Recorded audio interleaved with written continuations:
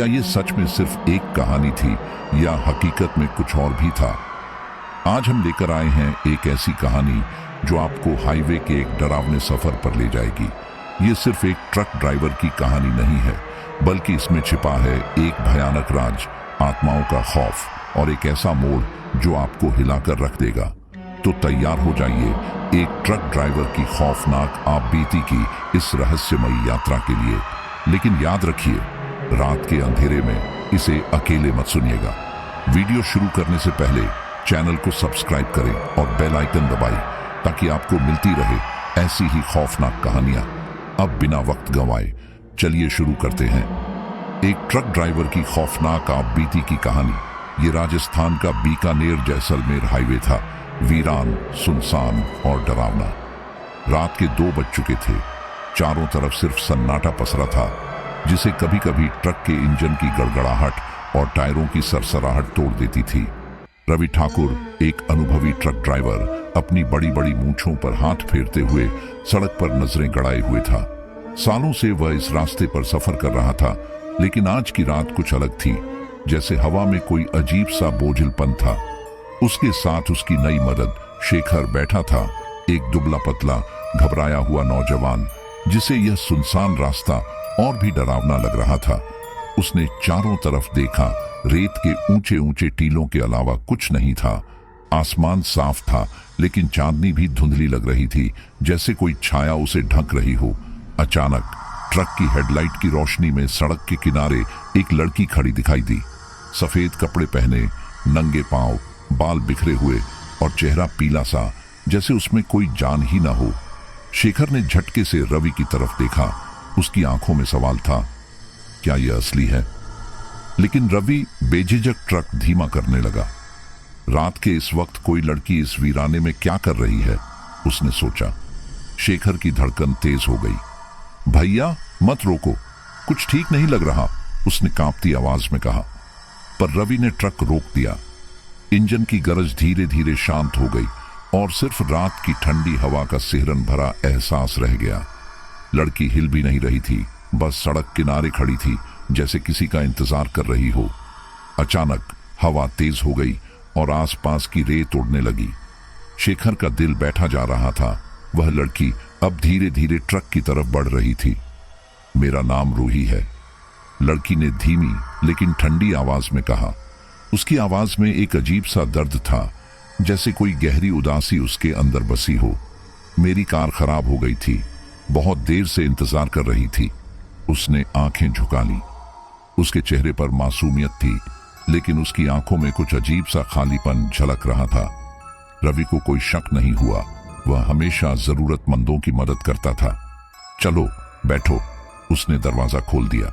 लेकिन शेखर को अंदर ही अंदर कुछ अजीब महसूस हो रहा था। उसकी हथेलियां पसीने से भीग गई। जैसे ही रूही ट्रक में बैठी, उसके साथ ही एक ठंडी हवा अंदर आ गई।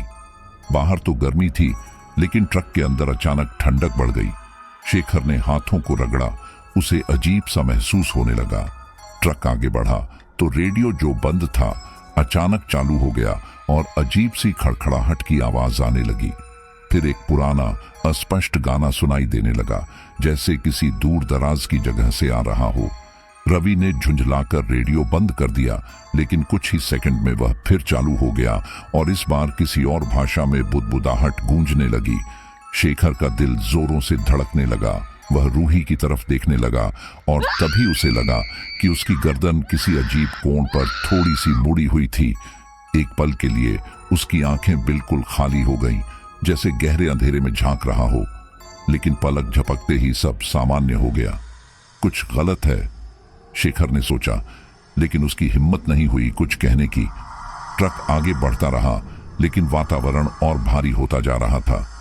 ऐसा लग रहा था कि हवा भी थम गई है। रेत के टीले भी अजीब साए जैसे लग रहे थे। तुम कहां जा रही हो? रवि ने बातचीत को हल्का करने के लिए पूछा। रूही ने हल्की मुस्कान दी, लेकिन उसकी मुस्कान में कुछ ऐसा था जिसने शेखर को और बेचैन कर दिया। बस थोड़ी दूर, जहां मेरी मंजिल है, उसने धीरे से कहा। उसकी आवाज में एक अजीब गूंज थी। तभी ट्रक के आगे अचानक कुछ चमका, जैसे कोई सफेद परछाई सड़क पर झलक कर गायब हो गई हो। रवि ने झटके से ब्रेक लगाए, लेकिन सड़क पर कुछ नहीं था। क्या देखा भैया? शेखर की आवाज कांप रही थी। रवि ने आंखें मली। कुछ नहीं, शायद कोई जानवर था। लेकिन शेखर जानता था यह कोई जानवर नहीं था। रूही खामोश थी, लेकिन उसकी उपस्थिति अब और भारी लग रही थी।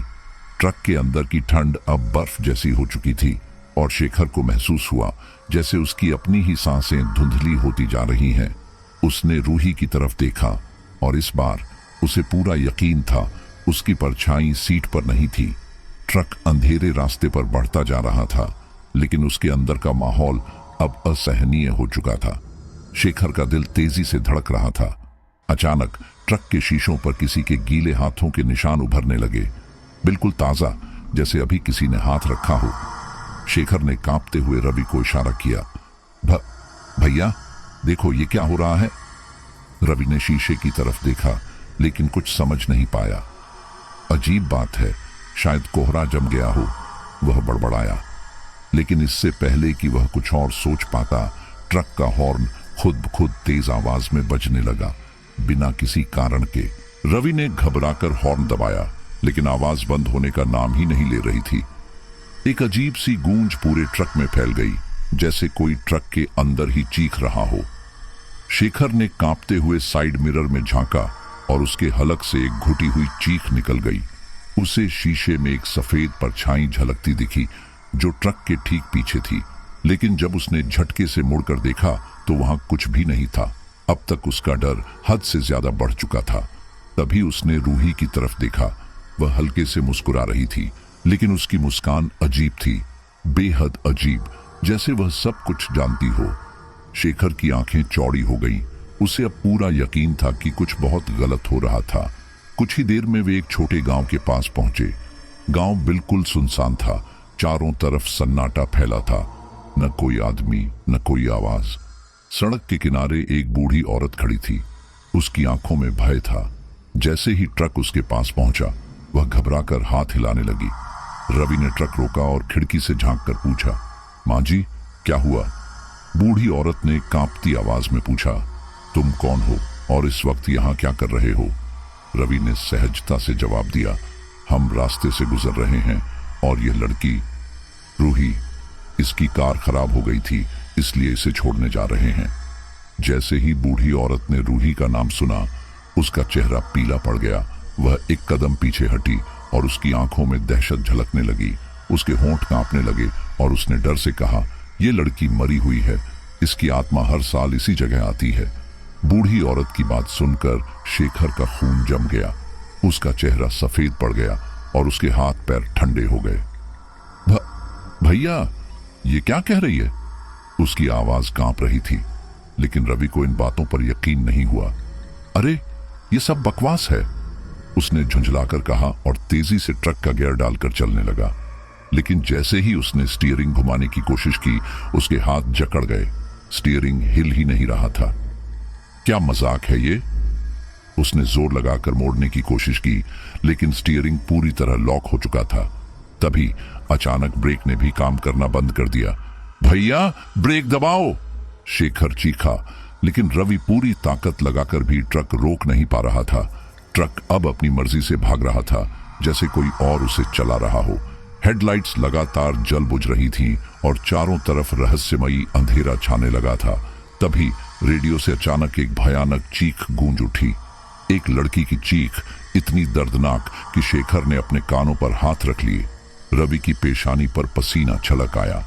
वह पूरी ताकत से ट्रक कंट्रोल करने की कोशिश कर रहा था, लेकिन ट्रक तेज रफ्तार से घूमता हुआ रेगिस्तान की ओर बढ़ने लगा। हवा में अजीब सी सरसराहट थी, जैसे कोई बुदबुदा रहा हो। तभी रवि की नजर ट्रक के शीशे पर पड़ी और उसकी सांस अटक गई। रूही अब वैसी नहीं रही थी।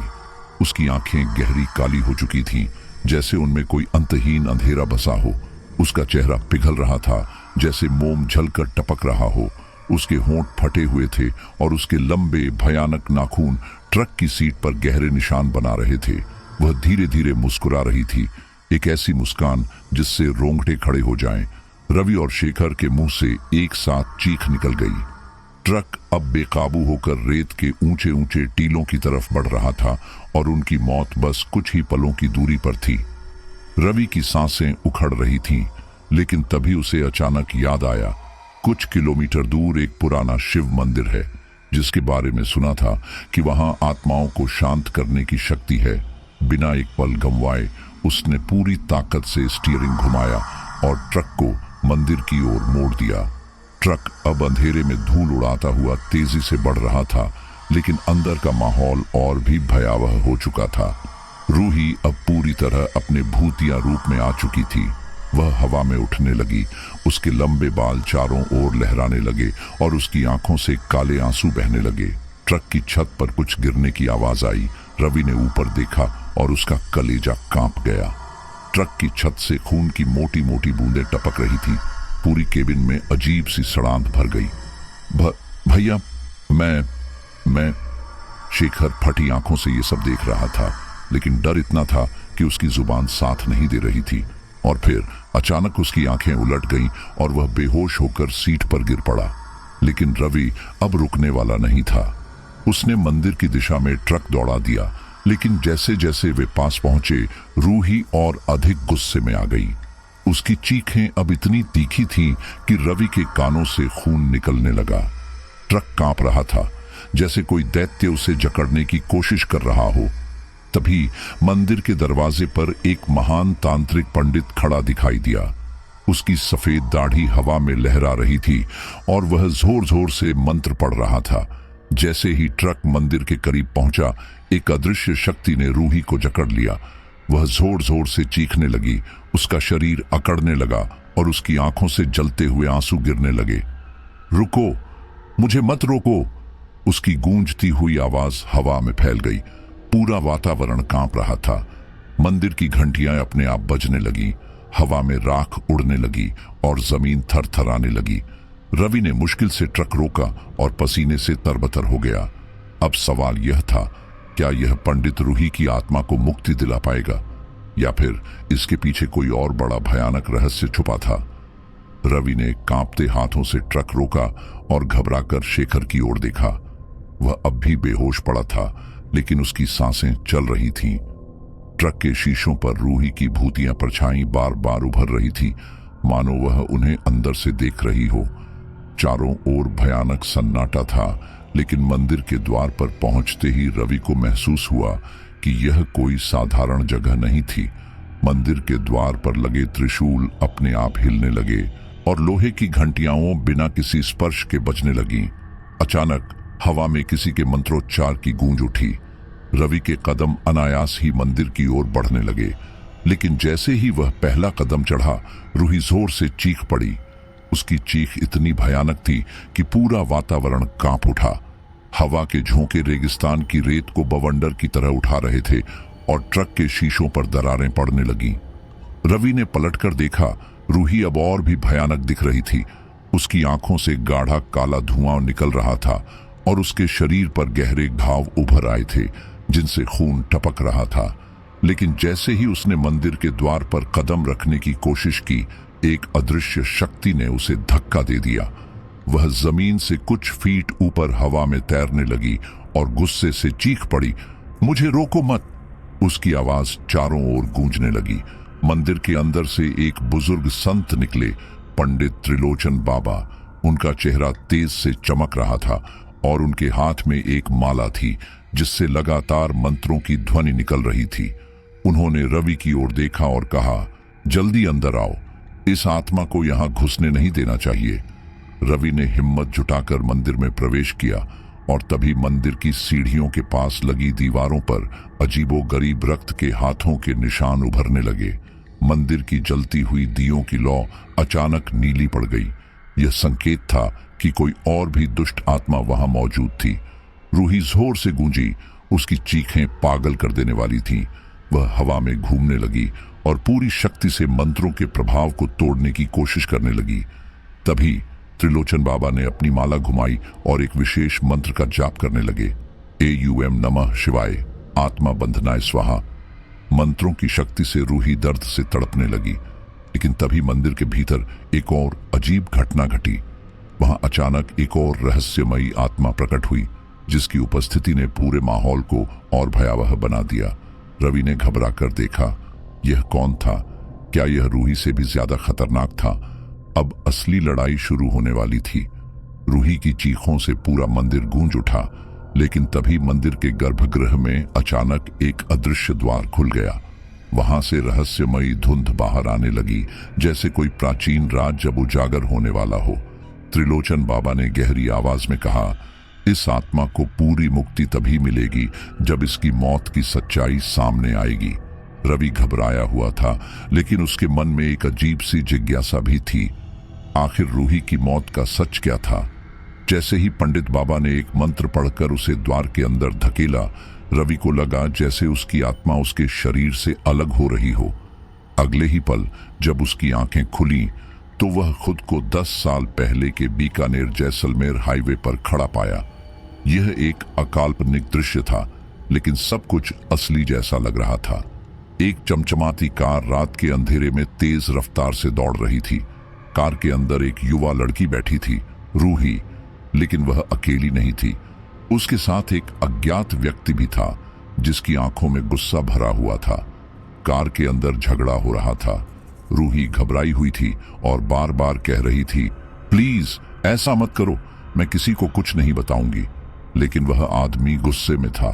उसने कार की स्पीड और बढ़ा दी, जिससे रूही डरकर सीट से चिपक गई। रवि इस दृश्य को देख रहा था, लेकिन वह कुछ कर नहीं सकता था। यह केवल अतीत की छाया थी। अचानक कार के ब्रेक फेल हो गए और वह सीधे एक बड़े पेड़ से टकरा गई। जोरदार धमाका हुआ और कुछ सेकंड के लिए हर तरफ सन्नाटा छा गया। लेकिन सबसे चौंकाने वाली बात यह थी कि रूही अभी जिंदा थी।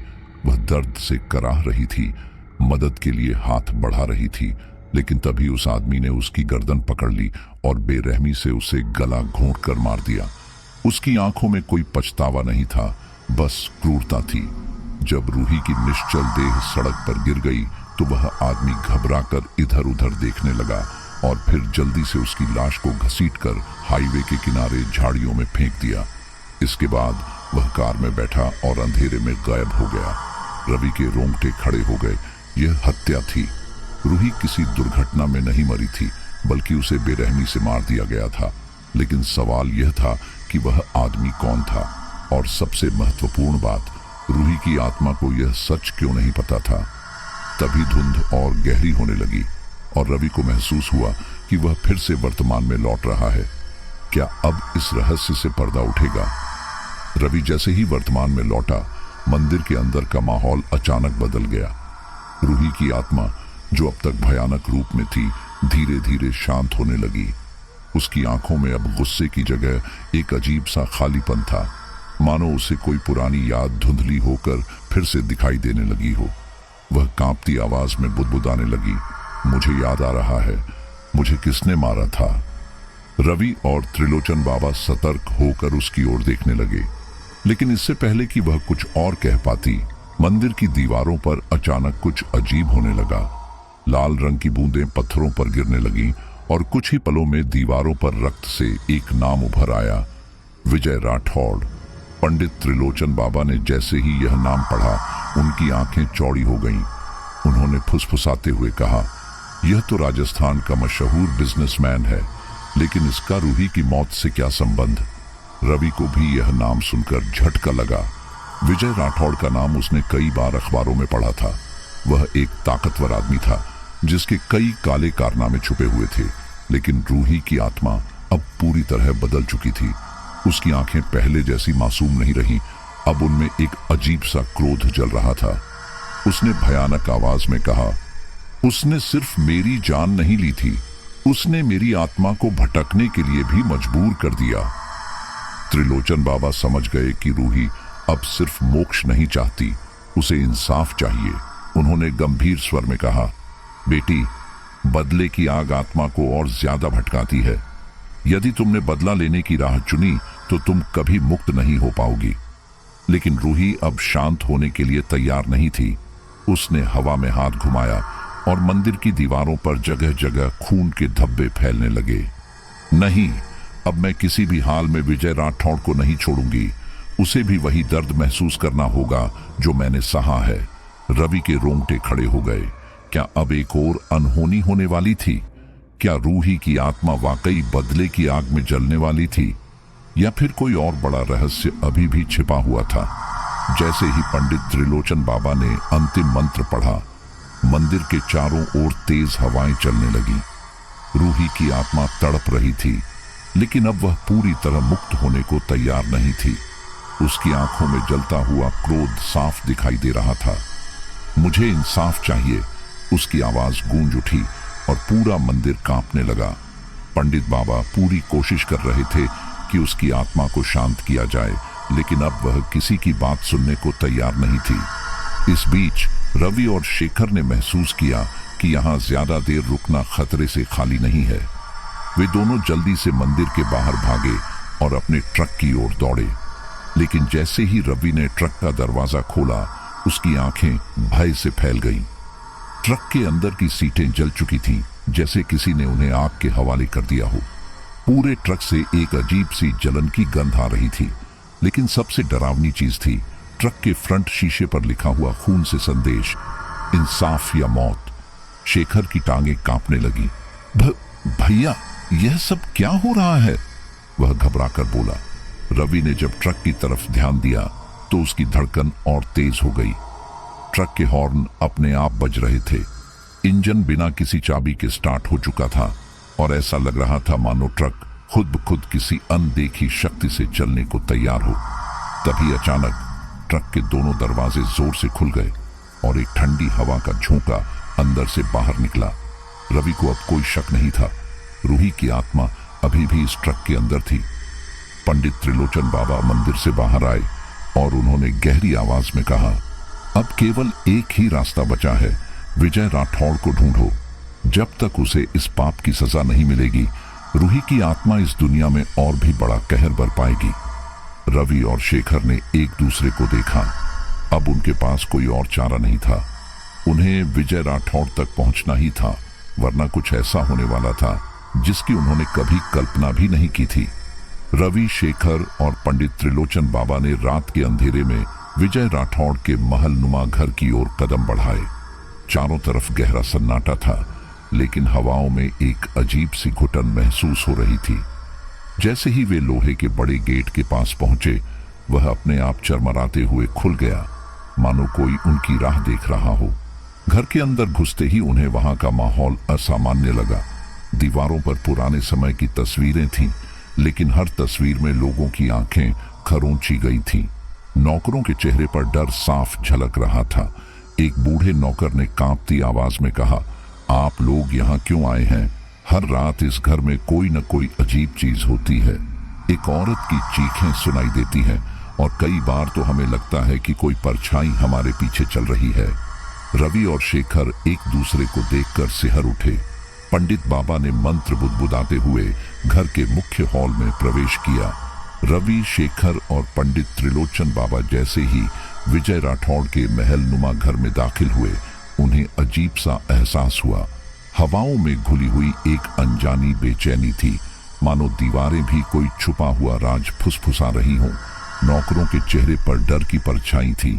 कुछ ने नजरें चुरा ली तो कुछ ने दबे स्वर में कानाफूसी शुरू कर दी।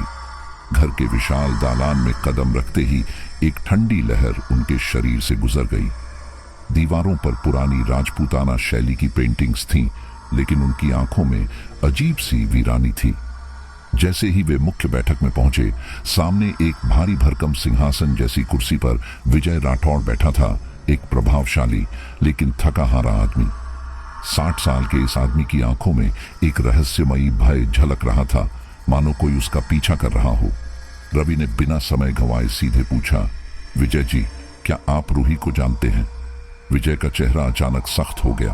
वह गहरी आवाज में बोला, मैं किसी रूही को नहीं जानता, लेकिन उसके चेहरे के भाव उसके शब्दों से मेल नहीं खा रहे थे।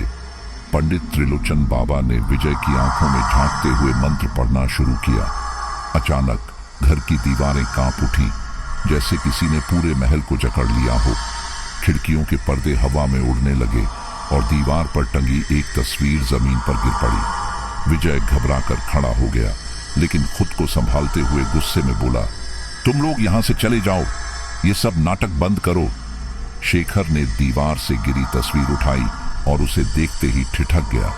ये रूही की तस्वीर थी, लेकिन अजीब बात यह थी कि किसी ने उसकी आंखों को खरोंच दिया था। विजय की सांसें तेज हो गईं और उसने झटके से तस्वीर शेखर के हाथ से छीन ली। रवि ने धीरे से कहा, अगर आप रूही को नहीं जानते तो यह तस्वीर यहां क्यों है? विजय ने कोई जवाब नहीं दिया, लेकिन उसके माथे पर पसीने की बूंदें छलकने लगी। पंडित बाबा ने उसकी घबराहट को महसूस कर लिया था। उन्होंने अपनी माला को घुमाते हुए एक और मंत्र पढ़ा और तभी घर में अजीब घटनाएं शुरू हो गई।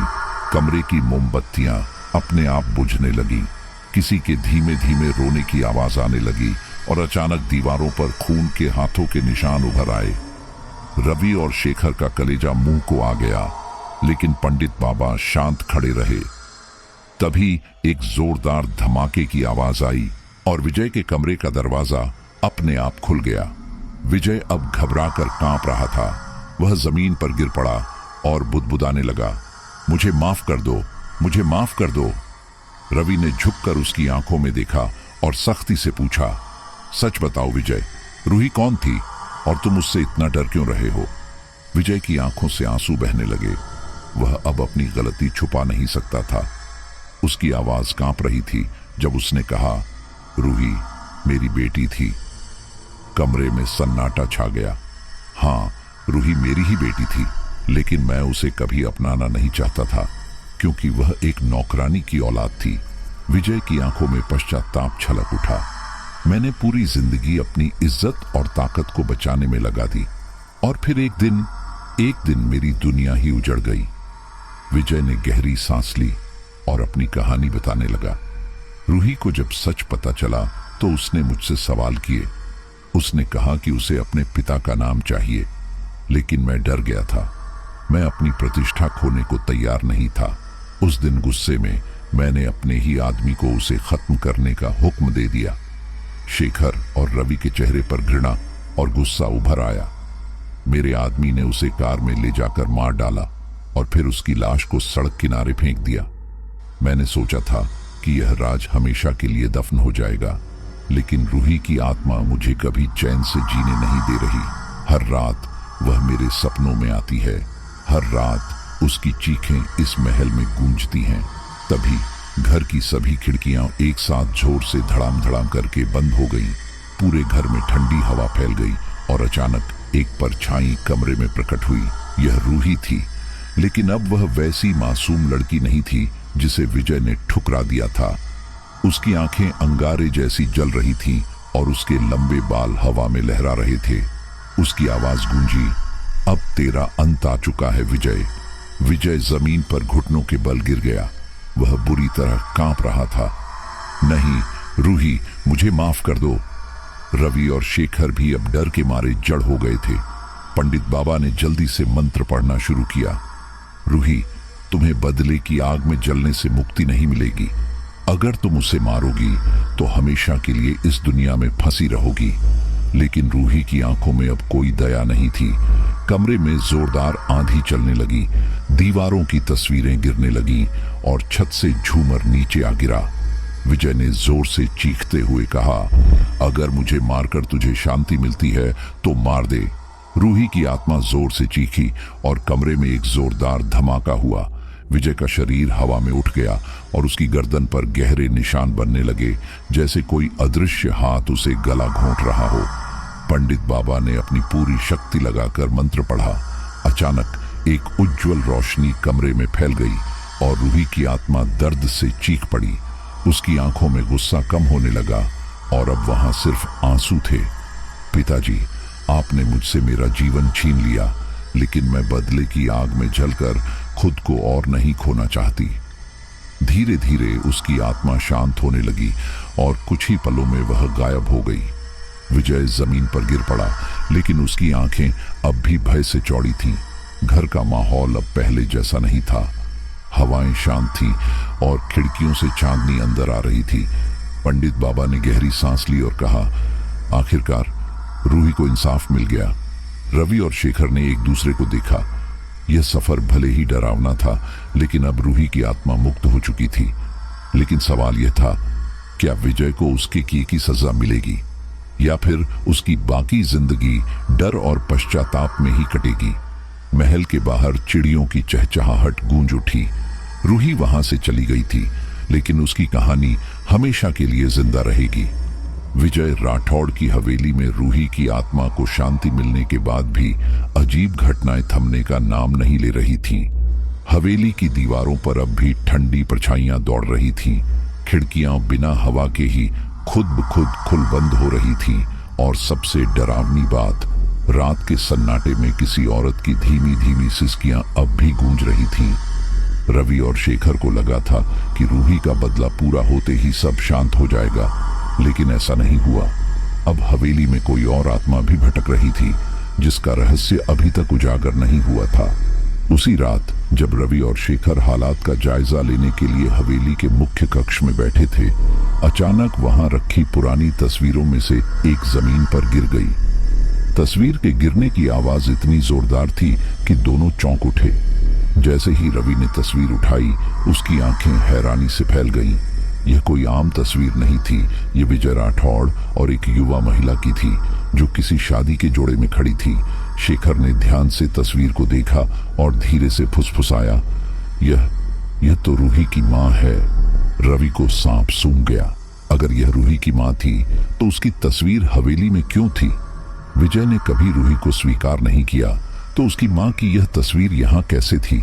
तभी पंडित त्रिलोचन बाबा ने तस्वीर के कोने में लगे एक छोटे से नाम पर उंगली रखी, अनामिका। पंडित बाबा ने गहरी सांस ली और कहा, अनामिका की आत्मा भी इस हवेली में है। यह सब अभी खत्म नहीं हुआ। रवि और शेखर के दिलों में हलचल मच गई। क्या विजय राठौड़ ने सिर्फ अपनी बेटी को ही नहीं, बल्कि उसकी मां को भी मौत के घाट उतार दिया था? उस रात हवेली के अंदर और भी भयावह घटनाएं घटने लगीं। आधी रात को जब सब सो रहे थे, रवि को तहखाने से किसी के रोने की आवाजें सुनाई दी। यह आवाज इतनी दर्दनाक थी कि उसका रोंगटा खड़ा हो गया। वह शेखर को जगाकर तहखाने की ओर बढ़ा। सीढ़ियों से नीचे उतरते ही दोनों को वहां एक भारी ठंडक महसूस हुई। तहखाने का दरवाजा अध खुला था और भीतर अंधेरा घना था। अचानक जैसे ही दोनों अंदर घुसे, एक झटके में दरवाजा अपने आप जोर से बंद हो गया। रवि ने जल्दी से अपनी टॉर्च जलाई, लेकिन जो उसने देखा, उससे उसके पैरों तले जमीन खिसक गई। तहखाने की दीवारों पर किसी ने नाखूनों से खरोंच कर लिखा था, मुझे इंसाफ चाहिए। रवि और शेखर ने एक दूसरे की ओर डर भरी निगाहों से देखा। अब यह साफ हो गया था कि हवेली में सिर्फ रूही की आत्मा ही नहीं थी, उसकी मां की आत्मा भी भटक रही थी, जो इंसाफ की मांग कर रही थी। विजय राठौड़ की हवेली अब किसी भूतिया किले से कम नहीं लग रही थी। चारों ओर एक अनजाना डर पसरा हुआ था, जैसे कोई अदृश्य शक्ति हर कोने में निगरानी कर रही हो। हवेली के अंदर की हवा बोझिल और ठंडी हो गई थी। खिड़कियां अपने आप खुल बंद हो रही थीं, फर्नीचर हिलने लगे थे और दीवारों पर दरारें पड़ रही थीं। हर कोई समझ चुका था कि अब रूही की आत्मा अपने चरम क्रोध में थी। लेकिन सबसे ज्यादा डर विजय राठौड़ के चेहरे पर था। उसकी आंखें चौड़ी हो गई थीं, हाथ कांप रहे थे और वह धीरे धीरे पीछे हट रहा था। बाबा, मुझे बचाइए, मैंने जानबूझकर कुछ नहीं किया था। विजय चीख पड़ा, लेकिन उसकी आवाज में अब झूठ का असर नहीं था। पंडित त्रिलोचन बाबा ने एक गहरी सांस ली और बोले, अब तुम्हारे बचने का सिर्फ एक ही तरीका है, अपने पापों को स्वीकार कर लो और इन आत्माओं को शांति दो। लेकिन विजय अब भी अपनी करतूतों को सही ठहराने की कोशिश कर रहा था। वह नहीं चाहता था कि रूही की आत्मा को मोक्ष मिले, क्योंकि उसे पता था कि अगर आत्माएं मुक्त हो गईं तो उसका राज्य हमेशा के लिए उजागर हो जाएगा। तभी हवेली के अंदर एक भयंकर गूंज उठी और एक तूफान खड़ा हो गया। हवा में राख और धूल के गुब्बार फैलने लगे, दीवारों पर रक्त के धब्बे उभर आए और छत से गाढ़ी लाल बूंदें टपकने लगी। हवेली की सारी मोमबत्तियां एक साथ बुझ गईं और एक अजीब सी नकारात्मक ऊर्जा पूरे माहौल में घुल गई। रूही की आत्मा पूरी ताकत के साथ प्रकट हुई। उसकी आंखें जलती हुई लाल थीं और उसके चारों ओर एक काली आंधी उठ रही थी। उसकी उपस्थिति इतनी शक्तिशाली थी कि हवेली की छतें भी हिलने लगी। विजय राठौड़ अब जमीन पर गिर पड़ा। उसका शरीर पसीने से भीग चुका था और उसकी सांसें तेज हो गई थीं। मुझे इंसाफ चाहिए, रूही की आत्मा की आवाज पूरी हवेली में गूंज उठी। पंडित बाबा ने तुरंत एक विशेष शांति यज्ञ करने का निर्णय लिया ताकि रूही और उसकी मां की आत्मा को मोक्ष मिल सके। उन्होंने अपने मंत्रों का जाप शुरू किया और हवन कुंड में आहुति दी। जैसे जैसे मंत्रों की गूंज बढ़ती गई, वैसे वैसे हवेली के अंदर का माहौल और भीषण होता चला गया। लेकिन विजय ने अचानक हवन कुंड की ओर कदम बढ़ाए और चिल्लाया, नहीं, यह यज्ञ नहीं होगा। अगर रूही की आत्मा मुक्त हो गई तो मेरा अंत निश्चित है। वह पंडित बाबा को रोकने के लिए आगे बढ़ा, लेकिन तभी रूही की आत्मा ने जोर से चीख मारी। उसकी चीख इतनी भयानक थी कि हवेली की सारी खिड़कियां एक साथ टूट गईं। विजय दर्द से चीखता हुआ पीछे गिर पड़ा। उसका शरीर कांप रहा था और उसकी आंखों में असली डर झलकने लगा। अब उसे महसूस हो चुका था कि वह रूही से बच नहीं सकता। रवि और शेखर यह सब देख रहे थे। उन्होंने महसूस किया कि अब फैसला सिर्फ रूही को लेना था। क्या वह बदला लेना चाहती थी या फिर मोक्ष प्राप्त करना चाहती थी? रूही की आत्मा विजय की ओर बढ़ी। उसकी आंखों में जलती हुई आग थी। लेकिन तभी एक औरत की साया उसके पास आई। यह उसकी मां अनामिका की आत्मा थी। अनामिका ने अपनी बेटी के कंधे पर हाथ रखा और धीरे से कहा, बेटी, बदले की आग कभी किसी को शांति नहीं देती। हमें मोक्ष चाहिए, न कि खून। रूही की आंखों से आंसू गिरने लगे। उसकी मां की बातों ने उसका क्रोध कम कर दिया। हवेली में उठी आंधी धीरे धीरे शांत होने लगी। खून के धब्बे मिटने लगे और दीवारों की दरारें भरने लगी। अब रूही के सामने दो रास्ते थे। या तो वह अपने पिता से बदला लेकर उसे मार दे या फिर अपने गुस्से को छोड़कर शांति पाले। कुछ सेकंड तक पूरा माहौल शांत रहा और फिर रूही ने अपना फैसला लिया। हवेली के अंदर अब ऐसा लग रहा था जैसे कोई प्रलय आने वाली हो। तेज हवाएं गरजने लगी थीं, खिड़कियां जोर जोर से झटके खा रही थीं और दीवारों से हल्की हल्की दरारें पड़ने लगी थीं। विजय राठौड़ ने जैसे ही भागने की कोशिश की, दरवाजे अपने आप जोर से बंद हो गए। उसकी सांसें तेज हो गईं। चेहरे पर हवाओं की ठंडक नहीं बल्कि एक अजीब सा जलन भरा एहसास हो रहा था। उसने पसीने से भीगे हुए हाथों से दरवाजा खोलने की कोशिश की, लेकिन दरवाजा अब मानो किसी अदृश्य शक्ति के कब्जे में था। नहीं, मुझे छोड़ दो, मैंने कुछ नहीं किया। विजय बुरी तरह हांफते हुए जमीन पर गिर पड़ा। लेकिन हवेली के अंदर अब एक और जबरदस्त उथल पुथल मच गई थी। अचानक सीढ़ियों के ऊपर एक काले धुएं का भयानक साया बनता चला गया। धुएं के बीच से दो आकृतियां उभर रही थी, रूही और उसकी मां अनामिका की आत्मा। दोनों की आंखों में जलती हुई नफरत थी और उनके चारों ओर एक अजीब सी ऊर्जा घुमड़ रही थी। रूही की आत्मा अब पूरी ताकत के साथ विजय की ओर बढ़ने लगी। जैसे जैसे वह पास आती गई, हवेली की दीवारों पर अजीब अजीब आकृतियां उभरने लगी। रूही के बचपन की तस्वीरें, उसकी चीखें और उस रात की भयावह घटना जब उसे मौत के घाट उतारा गया था। विजय की आंखों में अब डर नहीं बल्कि अपने पापों की सच्चाई दिखाई देने लगी थी। तेरा पाप अब पूरा हुआ विजय, अनामिका की आत्मा ने कड़कती हुई आवाज में कहा। विजय को अब अपने किए की सजा मिल रही थी। उसके हाथ कांप रहे थे, चेहरा सफेद पड़ चुका था और उसकी आंखों में अब मौत का साया साफ दिखने लगा था। तभी रूही की आत्मा ने एक जोरदार चीख मारी। पूरी हवेली कांप उठी। हवाएं और तेज हो गईं। फर्नीचर अपने आप गिरने लगे और अचानक हवेली की छत से तेज खून की बूंदें टपकने लगीं। विजय जमीन पर पड़ा छटपटा रहा था, जैसे कोई अदृश्य शक्ति उसके शरीर को जकड़ रही हो। रवि और शेखर अब तक एक कोने में खड़े थे। इस सब के बीच पंडित त्रिलोचन बाबा ने जोर से एक मंत्र का जाप शुरू कर दिया। मंत्रों की गूंज हवेली के चारों ओर फैलने लगी। पंडित बाबा ने रूही और अनामिका की आत्मा से प्रार्थना की, बेटी, बदले की आग तुम्हें शांति नहीं देगी। मोक्ष प्राप्त करो, इस संसार से मुक्त हो जाओ। यह आदमी अपने ही पापों में जल जाएगा। लेकिन रूही की आत्मा अब भी दुविधा में थी। क्या उसे विजय को मार देना चाहिए या उसे उसके पापों के साथ जिंदा छोड़ देना चाहिए? विजय अब बुरी तरह चीखने लगा, नहीं रूही, मुझे छोड़ दो, मैं मरना नहीं चाहता। तभी रूही की मां की आत्मा ने उसकी ओर देखा और कहा, बेटी, यह आदमी हमारी मौत का जिम्मेदार है, लेकिन अगर हम भी हिंसा करेंगे तो हम भी उसी श्रेणी में आ जाएंगे। इंसाफ उसकी मौत में नहीं, बल्कि उसे उसकी ही बर्बादी देखने देने में है। रूही की आत्मा की आंखों में अब भी जलती हुई नफरत थी, लेकिन वह अब समझ चुकी थी कि बदले की आग से उसे मोक्ष नहीं मिलेगा। तभी हवेली के अंदर की हवा शांत होने लगी। रूही और अनामिका की आत्मा धीरे धीरे धुंध में बदलने लगी।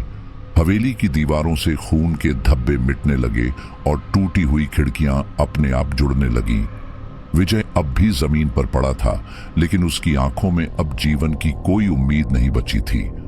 रूही की आत्मा ने रवि की ओर देखा। उसकी आंखों में पहली बार गुस्से की जगह शांति थी, और फिर एक हल्की हवा के झोंके के साथ रूही और उसकी मां की आत्मा हमेशा के लिए इस संसार से मुक्त हो गईं। हवेली में अब सिर्फ सन्नाटा बचा था और विजय राठौड़ का अंत शुरू हो चुका था। हवेली के अंदर एक अजीब सी शांति फैल गई थी। जैसे ही पंडित बाबा ने अपने अंतिम मंत्रोच्चार शुरू किए, हवेली की नकारात्मक ऊर्जा धीरे धीरे खत्म होने लगी। दीवारों पर पड़े खून के निशान मिटने लगे, हवा की सनसनाहट थम गई और जलती हुई मोमबत्तियों की लौ अब स्थिर हो गई थी। रूही की आत्मा अपनी मां की ओर देखती है। उनकी आंखों में एक अधूरी दास्तान थी जो अब पूरी हो रही थी। दोनों आत्माएं धीरे धीरे एक दूसरे का हाथ पकड़ लेती हैं। एक पल के लिए हवा में एक अजीब सी नमी महसूस होती है, जैसे कोई गहरी वेदना अपने अंतिम क्षणों में पहुंच रही हो। विजय अभी भी जमीन पर गिरा हुआ था। उसका चेहरा पसीने से भीग चुका था। उसकी आंखों से आंसू गिरने लगे। मुझे माफ कर दो। उसकी कांपती हुई आवाज हवेली में गूंज उठी, लेकिन अब कोई जवाब देने वाला नहीं था। रूही और अनामिका की आत्माएं धीरे धीरे हल्की धुंध में बदलने लगी। हवेली की छत से उतरती रोशनी उनके चारों ओर फैल गई। अब वे हमेशा के लिए इस दुनिया से मुक्त होने वाली थीं। पंडित बाबा ने आंखें बंद की और गहरी सांस लेते हुए मंत्र पूरा किया। एक ठंडी हवा का झोंका पूरे कमरे में फैल गया और अचानक रूही और उसकी मां की आत्माएं रोशनी में समा गई।